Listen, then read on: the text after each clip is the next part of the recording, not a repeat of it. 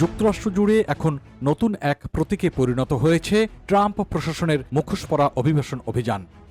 গাড়ির জানালা ভাঙা, রাস্তায় মানুষকে ধরে ফেলা অথবা 5 বছরের শিশুকে বানি টুপি পরে গ্রেপ্তারের দৃশ্যের মতো আরেকটি চিত্র এখন সামাজিক যোগাযোগ মাধ্যমে আলোচনায়। এছাড়া মুখ ঢাকা ফেডারেল কর্মকর্তাদের মুখোমুখি অভিবাসী পরিবারগুলো। মাস্ক পরা ফেডারেল অফিসাররা এখন যুক্তরাষ্ট্রের অভিবাসন নীতির সবচেয়ে বিতর্কিত চেহারা। Department of homeland security DSS বলছে, অফিসারদের অনলাইন হয়রানি থেকে রক্ষা করতে মাস্ক প্রয়োজন। কিন্তু বিশেষজ্ঞদের মতে এটি ভয়ের সংস্কৃতি তৈরি করেছে এবং জনগণ ও পুলিশের মধ্যকার বিশ্বাস ভেঙে দিচ্ছে।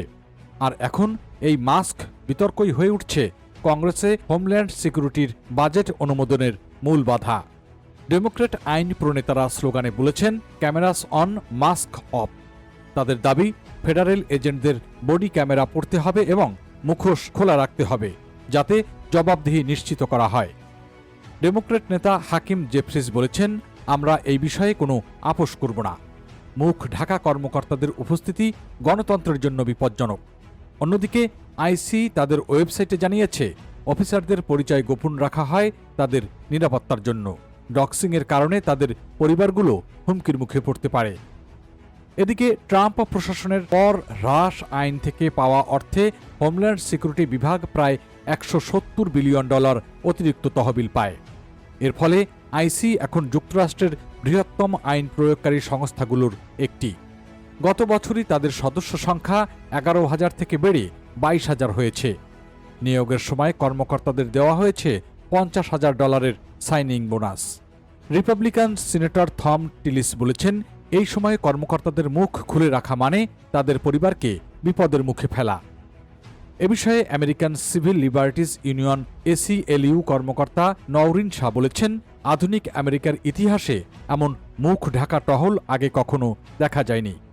এটি সাধারণ মানুষকে আতঙ্কিত করার এক কৌশল, যাতে মানুষ জানতেই না পারে তারা কাদের সামনে দাঁড়িয়ে আছে। তিনি আরও বলেছেন, এই দৃশ্য মনে করিয়ে দেয় পুরনো আমলের ক্লু ক্ল্যাক্স ক্যান এর মুখোশধারী অভিযানের কথা।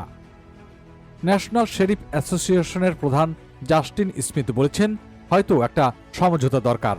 অফিসারদের মাস্ক রাখতে পারেন, তবে তাদের ব্যাজ বা আইডি স্পষ্টভাবে দৃশ্যমান থাকতে হবে। এ বিষয়ে অভিবাসন অধিকার কর্মীরা বলছেন, শুধু মুখোশ খুললেই হবে না, অভিযানে প্রশাসনিক ওয়ারেন্টের বদলে বিচারিক অনুমোদন বা জুডিশিয়াল ওয়ারেন্ট বাধ্যতামূলক থাকতে হবে। অন্যথায় আইন প্রয়োগের নামে জাতিগত প্রোফাইলিং বা রেসিয়াল প্রোফাইলিং চলতে থাকবে। ডেমোক্র্যাট প্রতিনিধি আইয়ান্না প্রেসলি বলেছেন, মুখোশধারী এই বাহিনীর উপস্থিতি সবার মধ্যে ভয় ছড়িয়ে দিচ্ছে। মানুষ এখন নিজের ভাষা, চেহারা বা পরিচয়ের জন্যই আতঙ্কে আছে। ফলে যুক্তরাষ্ট্রে কেউ কোথাও নিরাপদ বোধ করছেন না।